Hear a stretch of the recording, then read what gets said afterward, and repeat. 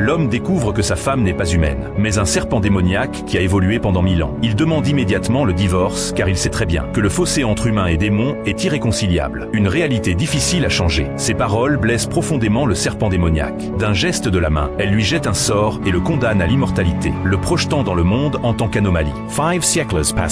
L'homme fonde le célèbre groupe Shu, devenant une figure de pouvoir et d'influence. Un jour, après avoir dîné avec un ami, il s'apprête à partir, mais une voiture fonce droit sur lui. Sans hésiter, il pousse son ami sur le côté, se laissant percuter par le véhicule, avant d'être écrasé une seconde fois. Son ami, prêt à appeler à l'aide, voit soudain l'homme ouvrir les yeux, et les traces de sang au sol remontent comme si le temps reculait, retrouvant leur place dans son corps. Puis l'homme remet en place son cou brisé avec ses mains, avant de se lever comme si de rien n'était. Son ami choqué promet de garder le secret et de ne jamais le trahir. Mais à la surprise de l'homme, son soi-disant bon ami le trahit dès le lendemain, avec l'intention de l'emmener sur l'île des serpents, où les maîtres serpents peuvent échanger les destins. Il veut lui aussi acquérir une vie infinie et la capacité de ressusciter, tout en s'emparant de la fortune colossale de l'homme. Mais ce que l'homme sait, c'est que l'île des serpents abrite sa femme Marie. Il y a 5 siècles, pour s'échapper de cette île, il avait menacé de se suicider. Marie l'avait alors prévenu. S'il revenait un jour, il goûterait à la douleur de cuire dans l'huile bouillante. Mais malgré ses supplications, son ami l'a conduit sur l'île des serpents, où il a payé une somme, et confié l'homme aux 2 serpents qui gardaient l'entrée. Il a vu l'épais brouillard qui enveloppait l'endroit, et n'a pas pénétré à l'intérieur.